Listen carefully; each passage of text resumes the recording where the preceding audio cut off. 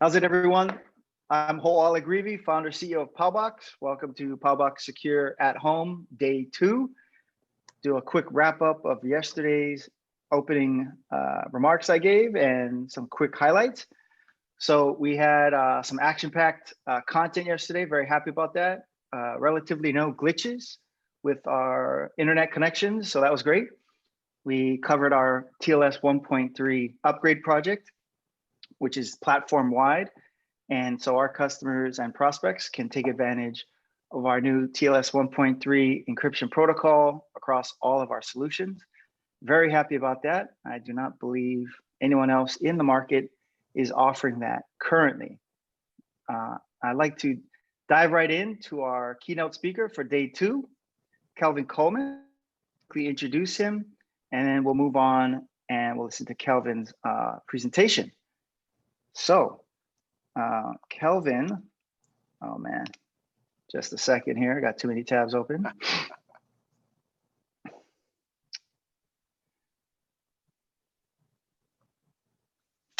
Kelvin is the executive director of the National Cybersecurity Alliance, which, by the way, it's National Cybersecurity Awareness Month.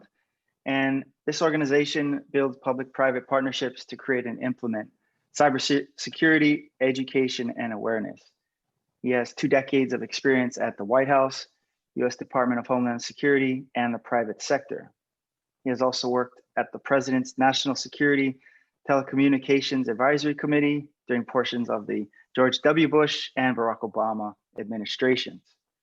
At the NCSA, Coleman is responsible for leading organizational growth and facilitating strategic partnerships and alliances with government, industry, and nonprofits. The organization's mission is to facilitate safe connections and educate users with best practices in an ever more connected world. Kevin is recognized for his work developing cybersecurity policies and products, improving awareness and readiness, and establishing guidelines for workplace safety. We're very excited to have Kelvin here with us for day 2. And without further ado, Kelvin, why don't you take it away? Oh my God, it's such a pleasure to be here with everyone. And certainly the folks who are attending today's webinar. I'm just really excited to be here. And yes, happy Cybersecurity Awareness Month, everyone. Every October, we celebrate the Cybersecurity Awareness. For the last 16 years, we've called it the National Cybersecurity Awareness Month. This year, we dropped the national and made it Cybersecurity Awareness Month because we wanted to be more global, more inclusive of our friends and colleagues from around the world. And certainly we've been very successful with that because we're working with friends from Canada, of course, UK. I was on a call with Nigeria this morning. So all over the world, we're very proud of that. Today, I'm going to be talking about security awareness with the remote team, right? What does that mean? And I'll start with this, right? When you're teaching someone to swim or when you learn how to swim, I don't know if you teach a different technique for a lake versus a pool, or you're in a car and say, well, I'll wear my seatbelt in the city or if I'm in the company car, but I won't wear it in my personal car as I travel around my neighborhood, or looking both ways before you cross the street, right? You might say, well, in the city at work or my workplace, yeah, I may look both ways, but when I'm at home in my neighborhood, I don't look both ways before I cross the street, right? Locking doors. Yeah, I lock my office door, my file cabinet. Yeah, I lock my different things that deal with my work. When I go home, guess what? All good, all free, right? Just leave it open. I'm in paradise. If you happen to live in Hawaii, let's say, from that great state, you leave doors open. No, you do not. It's the same way with cybersecurity. As we talk about security awareness with remote teams, you don't forget those things you've learned and certainly things you've learned on how to be secure just because you're in a different environment. Those things are still as relevant. Why? Because the threats are still as relevant, right? If you're learning to swim, you learn those rules for pool and lake. They're the same. Why? The water is still wet in both and can be very dangerous. Same thing in a car, same thing locking your cars. So as I talk today about security awareness for remote teams, keep in mind that these things are applicable at work at home, if you're working at home or in your everyday personal business. Because the United States confronts a dangerous combination of known and unknown cyber vulnerabilities. We face adversaries who are expanding their capabilities and their sophistication in cybersecurity. We face persistent, unauthorized, and often unattributable intrusions into our federal, state, government networks, certainly at the private sector as well, the not-for-profit sector. So we have been, dealing with this onslaught for quite some time. DARPA, many of you may have heard of, Defense Advanced Research Projects Agency, came out with a counterterrorism report that said small, organized, and technically proficient groups will be able to overcome current standing nations and will succeed. Small, organized, technically proficient groups will be able to overcome current standing nations and may succeed. Wow, we're seeing that today. And guess what? That report was done in 1980, 40 years ago. So we've seen the manifestation of this, in terms of challenges that we see, whether we're at work or working remotely for quite some time now. I will say, the first sort of to come to the population's mind as it relates to keeping technology secure and cybersecurity was probably Y2K, right? While not a traditional cyber event, I get it, but in the minds of the layperson, right, that was perhaps when technology first started to say, wait a minute, this is going to have some real serious consequences, right? That was just 20 years ago. Think how far we've come since that time, right? Smart homes, smart cities, smart cars, even, smart devices that we wear every day. Think about the social media that we now have all over the place. Think about the shopping online. You think about these different things in a very short amount of time that we've had since Y2K, and why it's so important to talk about cybersecurity awareness this month and the other 11 months as well.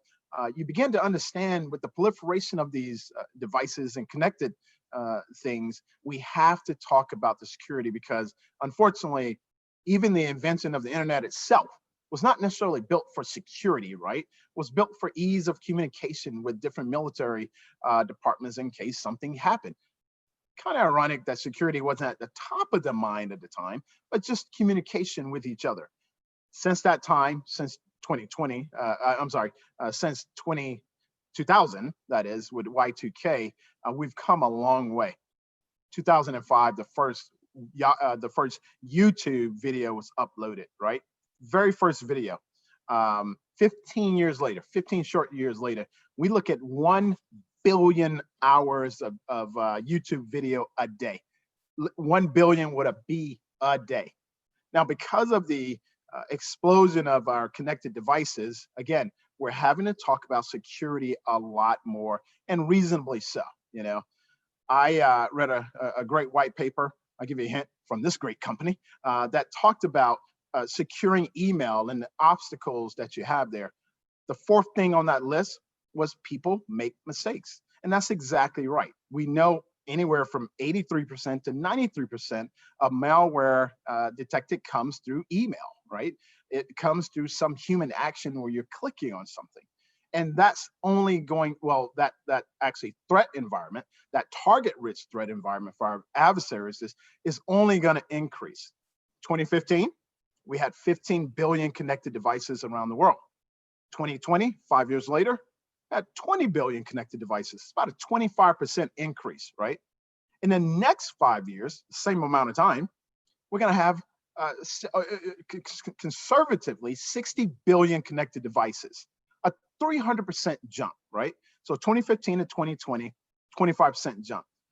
5 years, same time, 2020, 25, a 300% jump in connected devices, and certainly how we communicate with each other, and certainly email will continuously be a part of that.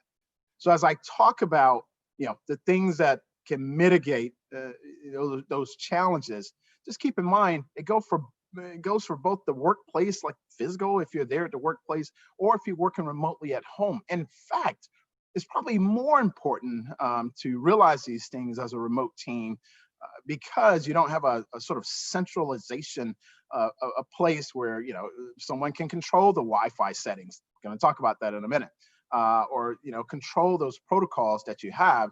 Is more or less on you to do that and make sure it's done properly. Let's talk about malicious emails real quick. Probably no one knows better, right, than the folks on this call, that a malicious email can really, really mess up your day, as it were. And we know that the bad actors are still using, malicious email and links, certainly, to, get to folks, to lure them in. I'm often talking to reporters and they'll say, well, give me the next new, exciting, sexy threat coming from the bad actors. I tell them, phishing. No, Kelvin, that was last year. That was how they were doing it then. Give me the new thing, phishing, because it works, right? It still works, and it's still the attack that our adversaries are finding extraordinarily successful. Spear phishing, obviously, as many of us know, is also evolving in its highly specialized way that the adversaries are using that. Of course, spam and phishing on social networks, a big thing still. It's not even, it hasn't gone anywhere. It's still something that our adversaries will use to their advantage because, again, they're finding it very successful. So when you talk about working remotely, sometimes we can let our guards down, right? I know I certainly do. I'm in the office today and, got on my nice jacket because Rick told me I had to dress nicely.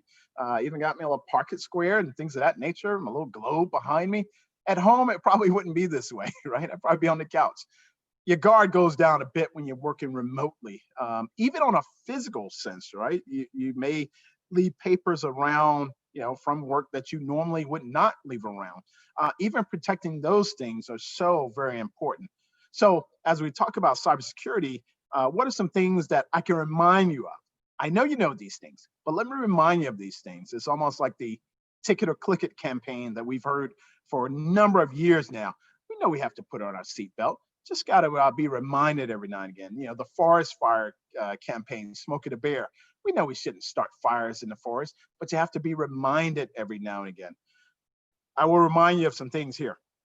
When we're talking about when you see something suspicious as you're working remotely, report it immediately to the appropriate official in your company. They would like to know that. They would like to know because it could be part of a larger campaign against the company. So report that immediately. That very small thing could serve to, certainly mitigate a lot of headache there, right? Certainly, as we talk about those emails that are coming in, if you're suspicious of that link, don't click on it. Whatever you do, don't click on it. If I know that, even if you trust the source, right? I'll give you a perfect example. Rick and I have been talking for the last several months and got a great working relationship, kind of got a feel for the way he carries on his emails. If I get a suspicious email that doesn't necessarily sound like his communication style and there's a link there, you can best believe I'm sending a text or I'm picking up the phone to just give a call to say, hey man, did you send me something? That's very important when it comes to protecting the integrity of your company and certainly the integrity of your work. Some other things you do, pay attention to the website's URL. That's still very important, right? By the way, these things I'm telling you are things that you've heard. And again, not terribly exciting, but just like we're trying to cut down on COVID these days, our health officials tell us to what? Wear a mask, right? You can debate that all day, but universally, generally they kind of say, well, wearing a mask kind of helps. Certainly washing your hands. I don't think anybody argues that point. Washing your hands and cough into your elbow or not certainly in front of people. 3 low-hanging fruit things that, again, not terribly exciting, but very, very effective. So when I talk about reporting it to the appropriate people in your company, or certainly when I talk about paying attention to the URL in the website, these are, again, not exciting things, but very, very important. Some other things you could do is, certainly consider your passwords or passphrases, right? Passwords are still important. And until they're not, they're going to be. And so using a unique and robust password as a reminder is just a great way to make sure that you're not becoming an attractive target for bad actors. On top of that, if a password is the lock on a door, right? Multi-factor authentication is that bolt, that extra lock that gives you a little bit more protection. And certainly bad actors are just as lazy as they ever have been, right? And so low risk, high reward for them is what they're going after. So if you're making it extraordinarily difficult for them to get into your account, they're going to move on to the next person who has password one as their password. And so make sure you're enabling that multi-factor authentication. Certainly, you know, patching your machine, keeping that up to date. A lot of companies have the BYOD policy, and if you are using your device to do company policy on, well, you have an obligation, right, to make sure that your machine is patched. We often get that alert, right, update now, and we often ignore that. I wish we couldn't ignore that. I wish it was just, almost, do it automatically. But go ahead and update your machine right away, when you get something. Lastly, may not be, again, most exciting thing, but when in doubt, throw it out. Seriously, it's not worth it to be curious and it actually helps to go against your human nature at this time because we're a curious species, right? We, want to investigate and want to find out things. Not when it comes to malicious links in an email or email that you're just not sure about. When in doubt, throw it out. Don't be concerned about it. Last but certainly not least, one thing that people don't think about when they're at home is their Wi-Fi connection, their network, their router. Make sure you have a password for that as well. Unique username, so you cannot necessarily be identified with it if somebody's just strolling through. Make sure you're pass protecting that router, that that network device, especially if you have guests, right? Maybe have a different password for them or something of that nature. But there are ways to do it, and sometimes we forget that connecting to our Wi-Fi can be a vulnerable point for us as well that bad actors can take advantage of. Again, these are just things, reminders, and to sort of give a brief history lesson of how far we've come, and even looking into the future, how far we're going. And in all of that, we're going to have to be very, very careful to secure ourselves, because working remotely, cybersecurity for remote workforce, that's not going to change anytime soon. It was tracking that way before COVID. COVID accelerated it, and I don't think we're going to be going back to sort of, well, in a large sense, in that traditional way anytime soon. So this, in many ways, is just the way we're going to have to do business from here on out. Again, thank you very much. I'm gonna stop for a moment here and take some questions if we have any, which I was supposed to do throughout the talk. So sorry. No, you want to roll. I didn't want to interrupt. Yeah, so we've got a few questions here, but something that came to mind on your comments, my personal question, you mentioned COVID means we're going to be working from home for the foreseeable future. Talking about, you had this great analogy about, well, if you lock your door at your office, of course you want to lock your door at your home. And so, we've got these voice connected devices now, proliferation of internet devices. Alexa and Google, of course they have them.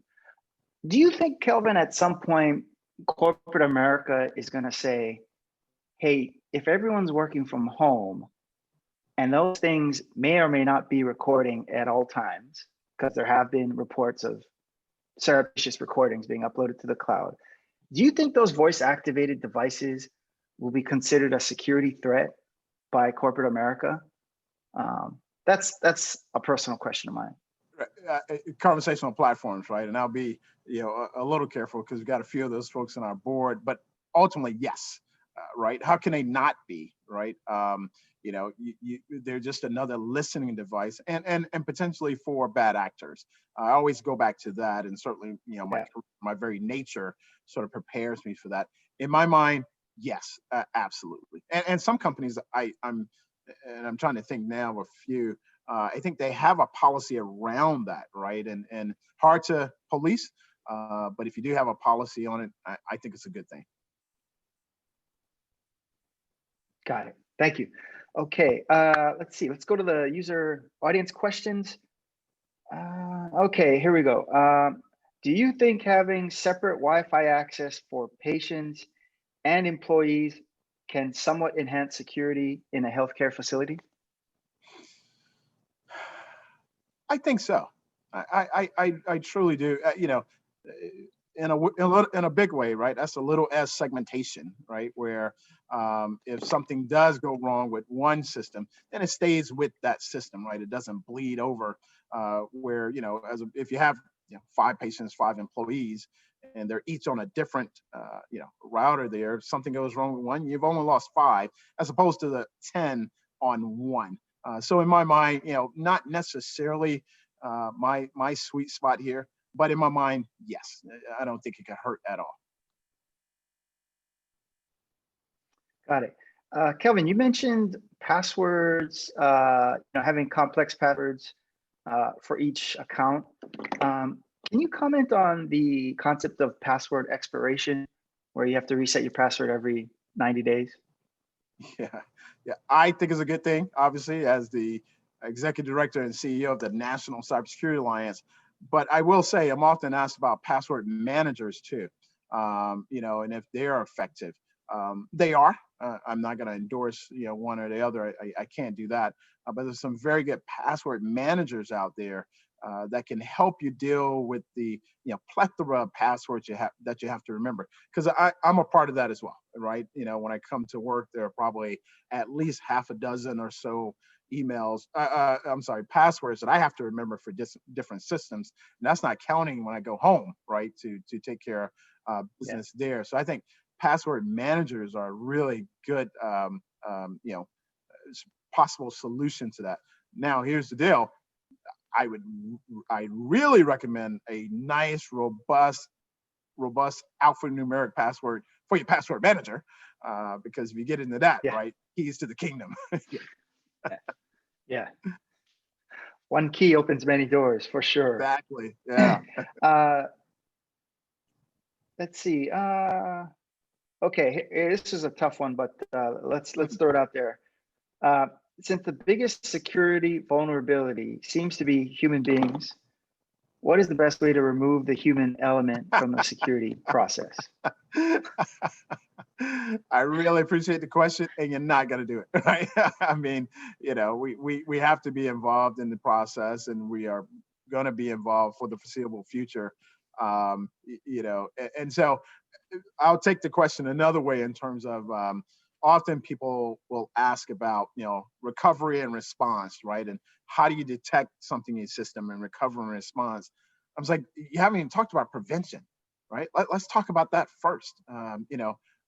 In terms of our healthcare costs, think about it in that way, right? What if we really focused on prevention and, and I'm not, I realize people have issues that are maybe born or kind of come, so I'm not going there, but for the other majority of that, maybe not eating as well, or maybe not exercise as well. What if we really focused on the prevention part of it? And my point there is that what if we focused on, in school, right? K through 12, where we teach kids how to be safe. I was on a webinar earlier with a colleague from Israel, and he talked about how starting at 8 years old, right? 8, 9 years old, they start to train and give awareness to their students in school about cybersecurity, not necessarily about coding and those other things, but how to protect yourself and keep your information safe. And so, I would much rather talk about prevention and preparation, right? From rural part of South Carolina, we used to say, ounce of prevention is worth a pound of cure. So let's put a lot more into that prevention so that we don't even need the cure.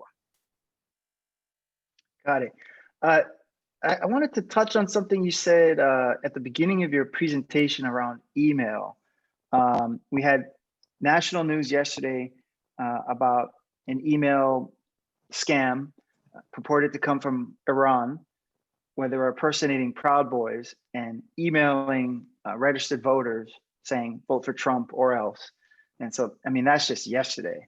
And personally, on our side, on the business end, we've got verified proof that the bad actors, they must have some API access to LinkedIn, but they're just scraping an entire organization. They're looking for the CEO, i.e. me.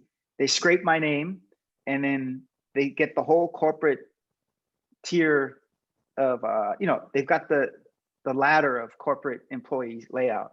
And then they send these scams, these display name spoofing scams to every employee just based on scraping LinkedIn. Yeah. Because in our environment, people keep their LinkedIn profiles up to date, so you can get a really good picture of who's where and who's in what department.